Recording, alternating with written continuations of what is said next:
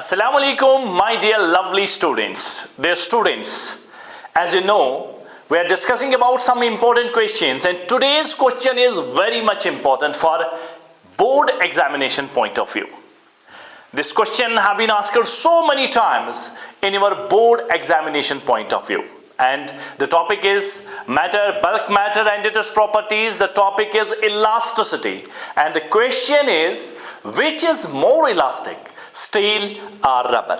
यानी अगर आपको रबर और स्टील की वायर दी जाएगी, उनमें से ज्यादा इलास्टिक कौन है? और most of the times the students get confused that rubber is more elastic than steel, but my dear lovely students, this answer is completely wrong. Why and how? I am going to discuss why steel is more elastic than rubber. आप लोगों ने classroom के lectures में definition पढ़ी होगी कि elasticity की definition क्या है और हमें कंफ्यूजन क्यों होता है. कंफ्यूजन शायद इसलिए है, अगर रबर को थोड़ा सा फोर्स लगाएंगे तो उसमें एक्सटेंशन बहुत ज्यादा होगा. ये मेरे पास दो रॉड्स हैं, मान लो ये मेरे पास एक स्टील की रॉड है, ये मेरे पास एक स्टील की रॉड है या वायर है, और ये मेरे पास रबर की वायर है. तो माय डियर लवली स्टूडेंट्स, अगर मैं दोनों वायर्स पर 10 न्यूटन का फोर्स अप्लाई करता हूं तो ज्यादा एक्सटेंशन किस में मिलेगा? डेफिनेटली रबर में मिलेगा. और इसी वजह से आप बोलते हो जिसमें शायद एक्सटेंशन ज्यादा मिलता है वो वायर ज्यादा इलास्टिक होती है. बट ये स्टेटमेंट गलत है, ये डेफिनेशन गलत है. एक्चुअल में डेफिनेशन ये है कि अगर हम किसी बॉडी के ऊपर, किसी वायर के ऊपर डिफॉर्मिंग फोर्स लगाएं, जो वायर जितना ज्यादा रेजिस्ट करेगी, यानी वो डिफॉर्म होना नहीं चाहती, उसमें एक्सटेंशन ज्यादा नहीं मिलेगा, वो रेजिस्ट करेगा कि मुझे एक्सटेंशन नहीं होना है, वही वायर, वही मटेरियल ज्यादा इलास्टिक होता है. या दूसरे लफ्जों में ये बोलेंगे कि जिसमें रेस्टोरिंग फोर्स ज्यादा डेवलप होगा. अगर रबर को हम थोड़ा सा फोर्स लगाएंगे उसमें खिंचाव बहुत ज्यादा आएगा, लेकिन स्टील में खिंचाव नहीं आएगा. इसका मतलब स्टील डिफॉर्म होना ही नहीं चाहता, वो ज्यादा रेजिस्टेंस दिखाता है. इसीलिए जिन मटेरियल्स में रेस्टोरिंग फोर्स ज्यादा होगा, जिन मटेरियल्स में रेस्टोरिंग फोर्स ज्यादा होगा और जिन मटेरियल्स में खिंचाव कम होगा, एक्सटेंशन कम होगा, वही मटेरियल सबसे ज्यादा इलास्टिक कहलाते हैं और उनकी इलास्टिसिटी ज्यादा है. स्टील दोनों में पास हो गया, डिफॉर्म भी नहीं होना चाहता और उसमें रेस्टोरिंग फोर्स भी ज्यादा डेवलप हो जाता है. और that's why the answer is steel is more elastic than rubber. Steel is more elastic than rubber. More elastic than rubber. Steel is more elastic than rubber. Yes, my dear lovely students. Let's have a look. The property on account which the body opposes the deforming force. यही मैंने बोला, the body opposes the deforming force.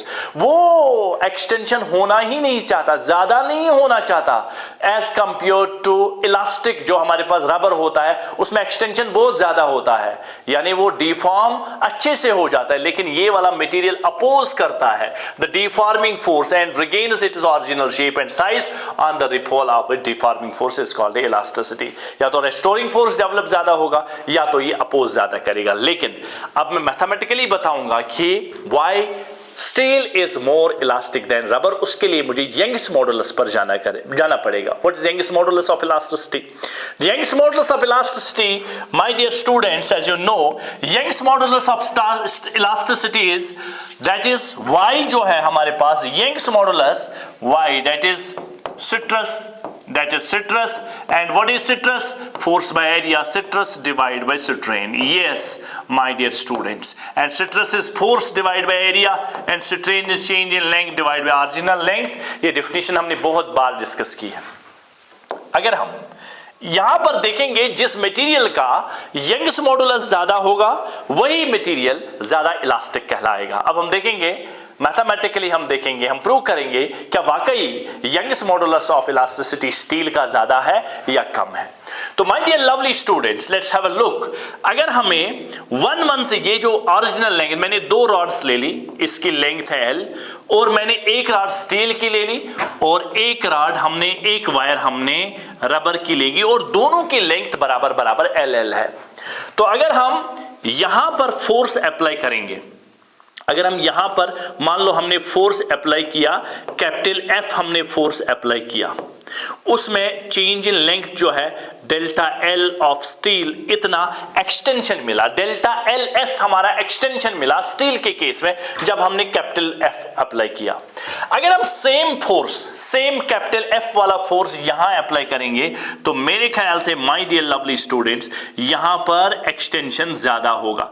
अगर हम यहां पर वही force F apply करेंगे और यहां पर डेल्टा L ऑफ रबर ज्यादा होगा, क्योंकि जेट ज्यादा रबरी, अगर दोनों सेम फोर्स लगाओ ज्यादा जेट रबरी, यानी खिंचाव ज्यादा किस में आएगा, रबर में आएगा as compare to steel. Now Young's modulus जो है, Young's modulus that is stress divide by strain, that is stress divide by strain and stress divide by strain. अगर हम इसको ऐसे लिखेंगे स्ट्रेस डिवाइड बाय स्ट्रेन, ये हमारे पास और डेफिनेशन है, और स्ट्रेस किसके बराबर होता है, that is force divide by area, और ये होता है delta L divide by original length L। Now अगर यही हम यंग्स मॉडुलस ऑफ स्टील के लिए लिखें तो ये ऊपर जाएगा, तो ये बनेगा F L of steel A delta L S of steel, ये हमारे पास हो गया इसका। और अगर हम यहां पर लिखना चाहें यंग्स मॉडुलस ऑफ रबर तो क्या लिखोगे, इसके लिए हम लिखेंगे स्ट्रेस, लिखेंगे हम फोर्स और साथ में लिखेंगे L, क्योंकि फोर्स भी सेम है, L भी सेम है, और यहां आ जाएगा A delta L of R, ये हो गया extension delta L of R rubber के लिए होगा। अगर हम दोनों को डिवाइड करेंगे फर्स्ट बाय सेकंड, इसको फर्स्ट ले लिया, इसको सेकंड ले लिया, अगर हम 1 डिवाइड बाय 2 करेंगे तो क्या आएगा, ये माय डियर देखते हैं क्या आता है।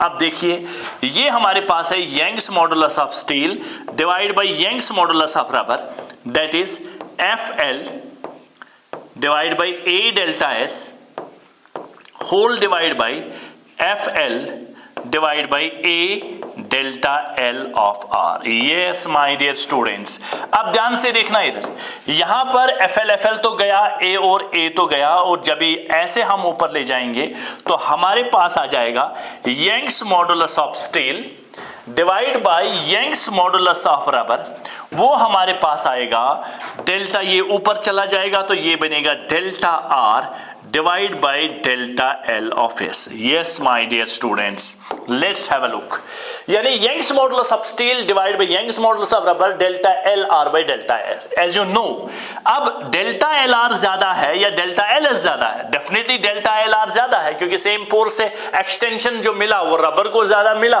तो इसलिए मैं ये बोल सकता हूं delta LR is greater than as compare to delta LS, यानी न्यूमरेटर जो है ऊपर वाला जो है वो ज्यादा है, ये मोर है, ये ज्यादा है, और ये क्या है, ये लेस है। इसका मतलब अगर ये मोर है तो ये ऊपर जो होगा ये ज्यादा होगा, और ये क्या होगा, ये कम होगा। That is why Young's modulus, और इस चीज को, इक्वालिटी को मेंटेन करने के लिए Young's modulus is very very greater than modulus, Young's modulus of rubber. और ये चीज मैं आपको प्रूव करना चाहता था कि बेसिकली जो यंग्स मॉडुलस ऑफ स्टील है वो ग्रेटर देन है यंग्स मॉडुलस ऑफ रबर, और इसी के कारण हम Young's modulus of steel is greater than Young's modulus of rubber, और इसीलिए हम बोलते हैं steel is more elastic than rubber, more elastic than rubber, steel is more elastic than rubber, क्योंकि ये जो है इसका रेस्टोरिंग फोर्स ज्यादा होता है एज कंपेयर टू रबर। तो ये क्वेश्चन 2 नंबर या 3 नंबर में हमारे एग्जाम में देखने को मिलेगा आपको। तो ये ऐसे आपको प्रूव करना है। अगर ऑब्जेक्टिव में आएगा simply which is more elastic, steel और रबर, तो उसके लिए सिंपल है, स्टील जो है, steel is more elastic than rubber, elastic than rubber. और इसमें तो करना ही नहीं है कुछ, ये अगर हमारे पास आ गया किसमें, अगर ये ऑब्जेक्टिव में आ गया तो ये आपका 1 नंबर क्लियर हो गया। हैश करो आप इसमें से, ठीक है। ये बहुत इंपॉर्टेंट क्वेश्चन है और बार बार इसको पूछा भी जाता है और बच्चे कंफ्यूजन में रहते हैं। और मजीद और इंपॉर्टेंट क्वेश्चंस के साथ जो आपको बोर्ड एग्जामिनेशन में पूछे जाएंगे, एक एक करके हम उनको लाते हैं, क्योंकि ये ऐसे क्वेश्चंस हैं जिन पर स्टूडेंट्स को नजर नहीं होती है, लेकिन जीनियस की नजर जरूर होती है। और हम अपने बच्चों के लिए ये चीजें आपके पास लाते हैं। और सबसे इंपॉर्टेंट चीज मैं तमाम उन स्टूडेंट्स से शेयर करना चाहता हूं, माय डियर लवली स्टूडेंट्स, एक इंपॉर्टेंट अनाउंसमेंट के साथ, मैं 11th क्लास और 10th क्लास के लिए फिजिक्स में सुपर 30 क्वेश्चन सीरीज लेके आया हूं।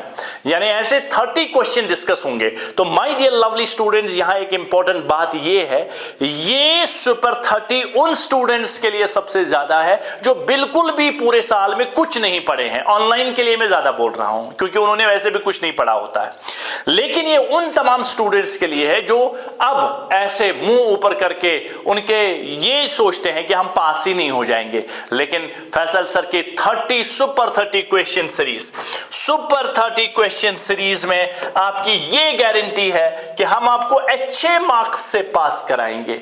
उसके लिए ये स्कैन करना है, ये कोड आपको हमारे ग्रुप में आएंगे और उन सुपर 30 क्वेश्चंस को सॉल्यूशन के साथ आपको लिंक मिलेगी और उस पर हम उन सुपर 30 क्वेश्चंस को सॉल्व करेंगे। और इंशाल्लाह हम उम्मीद करते हैं जो बच्चे इसको करके जाएंगे वो अच्छे मार्क्स से पास हो जाएंगे। तो स्कैन करना ना भूलेगा, क्योंकि मैं लेके आया हूं super 30 question series for board examination point of view. तो जल्दी कीजिए, ये स्कैन करके रजिस्टर कराइए। तो मिलते हैं सुपर 30 क्वेश्चन सीरीज में। Thank you very much, have a nice day, Allah Hafiz.